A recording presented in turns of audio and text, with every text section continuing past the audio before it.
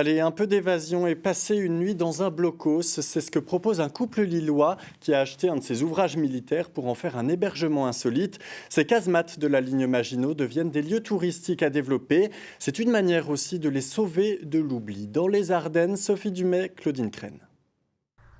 Richard Tucker est un passionné d'histoire. Ce franco-britannique, installé dans les Ardennes, organise des circuits autour de ces petits blocs de béton. C'est la ligne Maginot, une ligne de défense destinée à protéger le territoire français après la Première Guerre mondiale.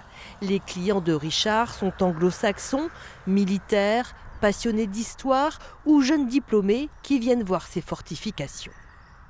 C'est le grand-père, une grand-père et grand-mère qui vient avec le petit-fils parce que c'est son cadeau pour graduation. Donc c'est une petite visite en Europe. Et le jeune choisit ce qu'il veut faire et souvent c'est là l'Imagineux. Je sais, ça sent un peu bizarre, mais c'est comme ça. L'histoire de la ligne Maginot est davantage connue par les étrangers que par les Français. Cette casemate, située à l'entrée de la commune de Donchery, vient d'être achetée par un couple du Nord. Le projet de restaurer ce bloc est d'en faire un hébergement insolite. Une bonne nouvelle, selon Richard Tucker.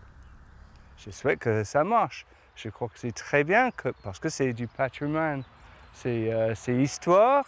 Ce bloc a joué un rôle dans l'histoire. Ce n'est pas un bloc dans la campagne qui n'a pas servi à quelque chose. Je trouve que c'est très important. Plus à l'est, à une demi-heure de route de Sedan, voici l'ouvrage de la Ferté. 2 blocs reliés entre eux par un tunnel à 23 mètres sous terre. Un ouvrage d'une grande modernité pour son époque, mais à l'histoire occultée. 105 hommes sont sacrifiés par l'état-major qui leur interdit l'évacuation. Pendant très longtemps, la défaite de 1940 a été vécue comme un traumatisme. Le site, ici en tout cas, devient moins un lieu de mémoire et plus un lieu de connaissance. Ça nous permet vraiment d'essayer, au cours de la visite, de balayer tous les clichés qui entourent l'armée française et de dire que oui, le soldat français en 1940 a combattu. Il y a eu 60 000 morts en mai-juin 1940. Et on peut dire aussi que la ligne Maginot a fonctionné, elle a servi à quelque chose, elle a rempli son rôle. L'armée française a cédé ce site de 10 hectares fin des années 60. Aujourd'hui, associations, bénévoles et communautés de communes entretiennent l'ouvrage et sa mémoire.